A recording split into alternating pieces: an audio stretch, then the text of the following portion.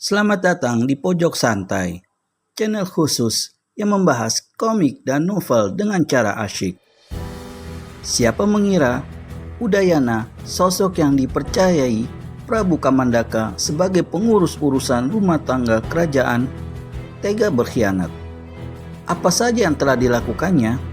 Yuk langsung saja disimak video kali ini.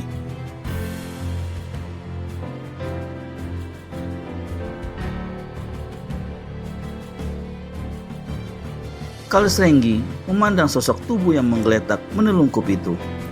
Dia bermaksud untuk menggeledah pemuda itu. Namun didengarnya Werku Alit berkata, "Sudah, tak perlu pedulikan kunyuk itu. Mari kita mulai pembicaraan. Menurut keterangan pembantu rahasiaku, besok siang Rara Murni akan berangkat dengan kereta ke Kalijaga. Tugasmu culik gadis itu. Sekap di kuil tua di lembah 5 Naluk. Bila sudah, beri laporan sama aku, biar aku tentukan langkah selanjutnya." Itu tugas mudah, Raden, kata Kalsrenggi. Tapi saya ingin tahu siapa-siapa saja yang ikut dengan Rara Murni.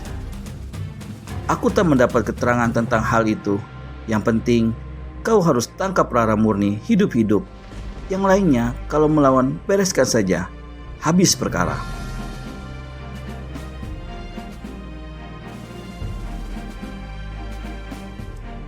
Baiklah Raden, sebelum malam tiba besok, saya akan mengirimkan seseorang untuk memberitahukan bahwa tugas sudah selesai.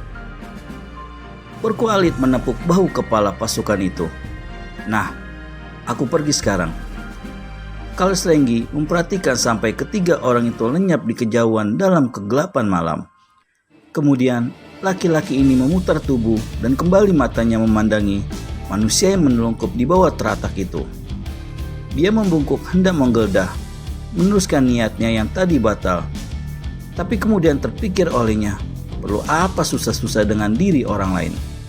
Dengan seenaknya, Kalsrenggi menendang tubuh laki-laki yang menggeletak itu sehingga tubuh itu terlontar sampai beberapa tombak. Kalsrenggi kemudian berlalu pula dari teratak tua itu. Hanya beberapa langkah ketika Kalsrenggi meninggalkan teratak tua itu, maka orang yang tadi ditotok dan ditendang anehnya tiba-tiba berdiri dengan cepat. Dia melangkah kembali ke bawah teratak. Disekannya mukanya yang basah oleh air hujan dan berselemotan lumpur. Diperhatikan pakaiannya kotor semua. Ditepuk-tepuknya pinggul kirinya tadi bekas kena ditendang Kalsrenggi. Rese betul. Sakit juga tendangan kunyuk itu, makinya seorang diri. Di lain hari, aku akan balas keramat tamahannya tadi.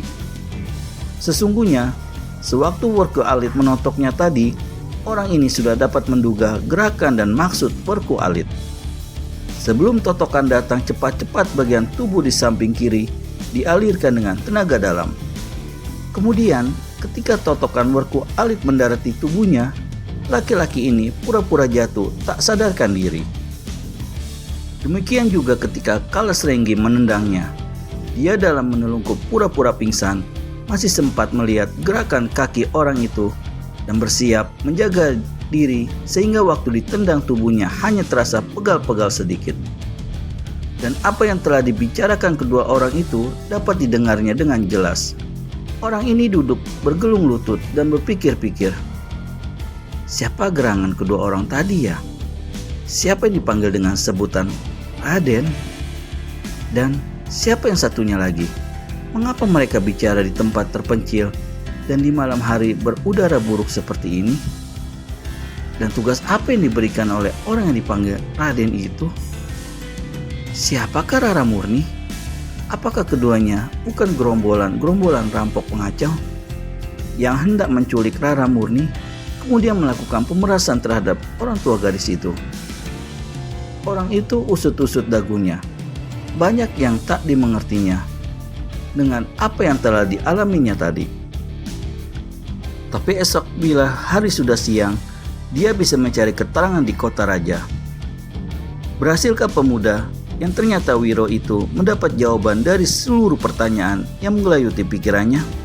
Daripada ikut penasaran, saran kami sebaiknya segera subscribe dan tekan tombol lonceng untuk mendapat notifikasi video terbaru dari kami.